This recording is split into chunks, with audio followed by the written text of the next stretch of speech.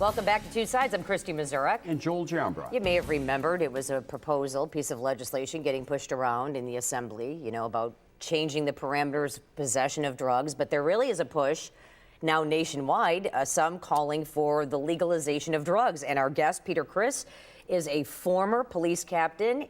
You are in favor of legalizing drugs, and some would be aghast to hear a former cop is actually saying, let's favor the legalization of drugs. Why do you think it should happen? Okay, one thing real quick. I'm a retired police captain, so I spent 20 years and they send me a check every month. So I just wanted to point that out. Yes, I'm one of the co-founders of LEAP, Law Enforcement Against Prohibition. And why we came together as an organization in 2002 is because we see the failure of the policy of prohibition in our society. I was talking to somebody earlier today and they said, well, you think these gangsters will just become honest people if we legalize drugs? And my answer to them was no. The gangsters will stay gangsters, but most of the people that are involved in this illegal trade, you really wouldn't classify as gangsters. They're more like opportunists. To give you a quick example, in 1919, there was a homicide rate in this country. We instituted alcohol prohibition in 1920. The homicide rate in this country climbed every year until it peaked in 1933 when we legalized alcohol. And by 1937, the homicide rate in America was back down to the level it was at before alcohol prohibition started. And I want to point out one other thing about 1937. That was the deepest, darkest period of the Depression in this country. So there was a lot of angry people, but they weren't killing themselves anymore because we took the product away that they were killing themselves over. Legalization of drugs is not about the drugs. It is about the gangsterism and terrorism that is supported by the illegal marketplace in this country. So, where do you begin? Because some people just out of the gate are going, whoa, they're still trying to wrap their head around that a retired police captain wants drugs very criminalized now to be made legal. It just doesn't make sense. Well, I can understand that, and it's because I think they think the issue is about the drugs. And as I said before, it isn't. It's about the crime and violence. Law enforcement was designed by a guy by the name of Robert Peel over in London, England in the early 1800s. That's why they call them bobbies, by the way, Robert Peel. And he designed an organization of law enforcement that would protect people from other people doing them harm. When you institute a prohibition like we have with drugs in this country, what you are doing is not protecting people from other people. You are attempting to use law enforcement to protect people from themselves. Protecting you from yourself is a function of family, church, education, and the healthcare system. It never is and never should have been intended to be a law enforcement function. We are out there enforcing morality when we enforce drug laws, and that is not our job. We were not trained to do it. We are not capable of doing it. And if anything else, you see the failure of it. We've been doing this for over 40 years since Nixon kicked it off, and the drugs are more available, purer quality, and cheaper than they've ever been before on the streets of America. And we've had 40,000 deaths in Mexico in the last 5 years fighting over this drug trade. Plus, we've destroyed more lives than the drugs have by incarcerating people and hanging felony convictions on them and denying them college educations, denying them jobs for no good reason. And one other thing I want to point out, just in case people think that if we do it hard enough, this is actually going to be doable to make drugs go away. We have the largest prison system on the planet. And I would like to point out one of the most efficient prison systems on the planet. And in that huge, efficient prison system, we do not have one drug-free prison in America. And if you cannot keep drugs out of prison, who is going to be delusional enough to think you can keep them out of a free society? Or a high school, for that matter. Or a high school. Peter, this is another classic argument that's very much like Einstein's theory of insanity. You can think you can do things the same way and get a different result. I think President Nixon declared war on drugs over 30 years ago. How are we doing on that war? Well, we're losing. In fact, I speak to a lot of Rotary clubs, Kiwanis clubs, Lions clubs, and I start out my presentation by asking them a question. And the question is, do you think we can win the war on drugs? Now, let's define what winning war means. We won the Second World War. We don't fight the Germans and the Italians and the Japanese every once in a while. The war's over, we won it, it's done, okay? That's what one war was. So if we win the war on drugs, that means we've taken the word marijuana and heroin out of the dictionary because we've defeated the drugs, they're gone. And I ask people to raise their hands, and nobody ever puts their hand up to think that's possible. So now let's change the discussion. If instead of talking about things like drug-free and winning the war on drugs, we start saying things like drugs are always going to be in our society, they're always going to be here, which group of people do you want to run the marketplace? Do you want it run by gangsters, thugs, and terrorists who have 13-year-old children selling drugs on street corners? Or do you think that maybe a licensed, regulated marketplace where we can set age limits and distribution points and control purity of drugs is a better system? Call me crazy, but I'm not a prohibitionist. I think that a better system is a regulated and controlled marketplace. And don't misunderstand me. I am not implying that if we legalize drugs, that is going to solve our alcohol problem. Just like when we legalized alcohol in 1933, that didn't solve our alcohol problem, all right? This isn't going to solve our drug problem. We have to deal with our drug problem as an educational and a healthcare issue. So as long as...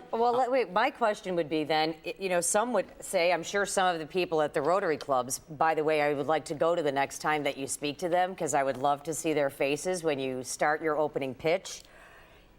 If you're legalizing drugs, doesn't that promote more usage?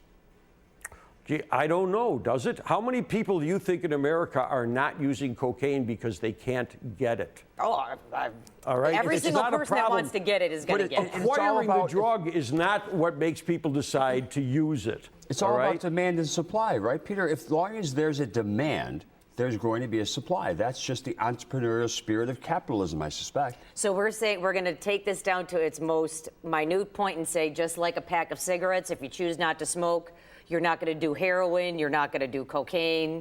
Well, if heroin was legalized, would you go out tomorrow and do heroin? No. Of course not. Of course Because not. I know what the effects are. Of course not. If you wanted heroin, you can get it today just about anywhere in the city. Well, it's Probably interesting make a when you phone call mention right tobacco. now.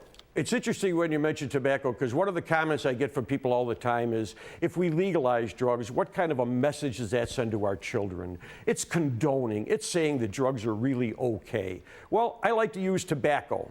And if you ask any tobacco smoker who's been smoking more than 20 years, if they ever felt condoned in this society, they'll tell you, oh yeah, 10 years ago, 15 years ago, I felt absolutely condoned. Every place I walked into, there was an ashtray. I could smoke at an airplane all the way from New York to Los Angeles. You ask cigarette smokers today if they feel condoned, and they'll tell you no. They feel barely tolerated by the rest of society. And let's also point out another victory. We have gotten 50% of the adult cigarette smokers to quit smoking in the last 10 years without banning one cigarette, without burning or poisoning one tobacco field, just by simply making it less easy for people to smoke, and also by talking against it and pointing out the errors of it. That's the things that work. You know, the drug czar said the other day at a press conference, and I wish if you're ever at this press conference, because you people are in the news, you would ask the question that I always want to ask. He said that this drug issue in America is fundamentally a healthcare and an educational problem. And nobody asked him, what other healthcare and educational problems do you think we should use the criminal justice system as our main approach to? Because I can't think of any. Peter, we're going to take a quick break. Stay right there. It is a group called LEAP, Law Enforcement Against Prohibition. Peter Christ is here, and we've been talking about how alcohol prohibition led to homicide rates increasing. So you say do away with all the laws and rules and regulations. Again, you can drink alcohol out in public. I don't know if I would want to see someone shooting up, some heroin next to me somewhere. That's where I'm thinking, you know what I'm saying? How do you combat that? I don't think that would happen, but I think this is a multi-billion-dollar illegal industry that's taking place right now here in America. But how do you combat those? I mean, because those would be the issues faced. Well, you set regulations. We are setting different regulations than we have ever had in this country for tobacco use. We are now preventing people from smoking in the park in some places, from smoking on the street. We don't allow people to walk down Main Street unless they change the laws since I retired, but it used to be illegal to walk down drinking a can of beer. You couldn't do that. So those are things we have to do. You know, I just want to remind you, in 1933, when we legalized alcohol, The federal government didn't legalize alcohol and set up a whole regulatory system for the country for alcohol. They basically got out of the prohibition business and said to the states, regulate it any way you want to. Mississippi didn't end their alcohol prohibition until around 1970. Okay, it was still prohibited. You still have dry counties in some area. Those are local things to do. What we're trying to do is get the federal government out of the prohibition business and let the law enforcement go back to doing what they're supposed to be doing, and that's protecting people from each other. You know, 20 years of police work, working in the town of Tonawanda, community of about 80,000 people. I remember two incidents. One was a father who found out that his son had committed a rape, and he turned his son into the police for that rape. Another one was a mother who found out that her son was committing burglaries, and she turned her son in for committing burglaries. Not once in 20 years did a parent ever turn their child in for drugs. Not once. And I can't believe that out of 80,000 people, some mother or father didn't find in the sock drawer a little baggie with something in it. But when it was their child, the last thought in the world was to turn this over to the police. They found other ways to deal with that problem. And we as a society should find other ways. We have 450,000 deaths a year. It used to be, it's probably down a little bit due to tobacco. 150,000 deaths a year due to alcohol. Now, my question is, when you look at all the illegal drugs and you only have 30,000 deaths a year from all illegal drugs combined, the question is, if prohibition is such a good idea, why don't we bring back alcohol prohibition and prohibit tobacco? If it's a good idea, let's do it with all the things we don't like. And the reality is, when I say that to people, they look at me and say, well, that doesn't work. And that's absolutely right. Prohibition doesn't work. Lydia has a question for you. Mr. Chris, we've gotten a lot of feedback in from a lot of viewers. I am sure we have. I can't imagine watching what you have to say and people not writing in about it. Bud wrote in, there are places in Asia that have no drugs. They execute people who sell, use, or manufacture drugs. Extreme, but effective. We have one more comment. Well, we have several comments, but this one I'm going to read.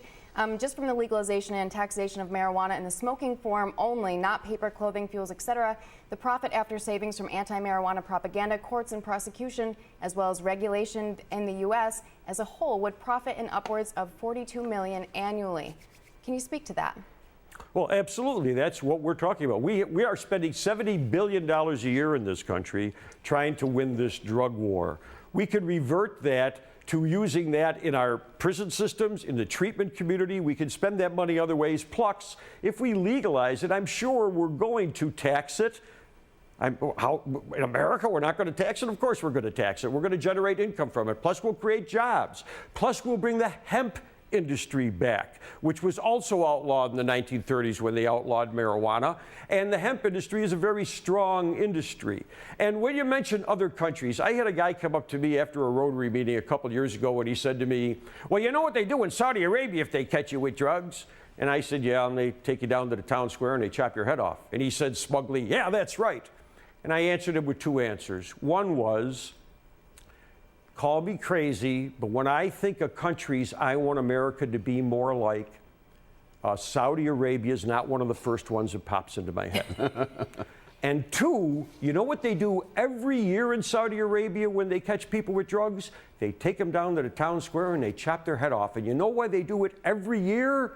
Because it doesn't work. If it worked, the rest of the people see that head rolling through the courtyard, that'd be the end of the drug problem. But even that doesn't work. People choose to do this. The first attempt at prohibition that we have any historical record of started with these words: do not eat the fruit of the tree of knowledge of good and evil. Whoa. It was in the garden. Pretty it way was in the back Garden there. of Eden, and the That might reason have been why around it my didn't. time. And the reason why it didn't work is told you in Genesis, and it's because the Creator, after creating the two people, granted them free will. Lydia, and that's what we're trying to outlaw. Lydia has one more quick question before we go to the break. Biblical on that one, but that's okay. Pete wrote in, he said, how much tax revenue would this actually generate? If it was legalized, people would grow their own. Presumably, employers would still be permitted to drug test employees, cutting down job opportunities for those who take advantage of this.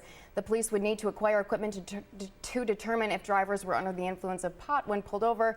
There's also the issue of secondhand smoke. It can make those around you high. Can you speak to that quickly? We don't have much time. time. Well, there's a bunch of stuff there, but obviously we have driving while intoxicated by drug laws now, so that's not a problem. We have the secondhand smoke thing. We're dealing with that with tobacco by regulating where people could use it and so on and so forth. So that's not the problem. What was the first one you said on there? If it was legalized, people could grow their own, and employers would still have That's to right. drug And test. I know that everybody listening to me today, after they get done watching this show, will go outside and tend their tomato garden, right? You can grow your own tomatoes. You don't have to buy them from anybody, but you know what? The vast majority of us don't want to do that, so we'd much rather buy them at the store. Let's be honest about this. You can make your own alcohol, too. Very few people do it. That is not the situation. This will create an economy. It will get law enforcement out of this work and let us focus on pedophiles, people that are robbing from people, people that are harming other people, instead of going after people that are doing what they choose to do. Peter Chris, law enforcement against prohibition. Wow. Thanks so much for coming on Two Sides. We will definitely have you back, that's for sure. Absolutely.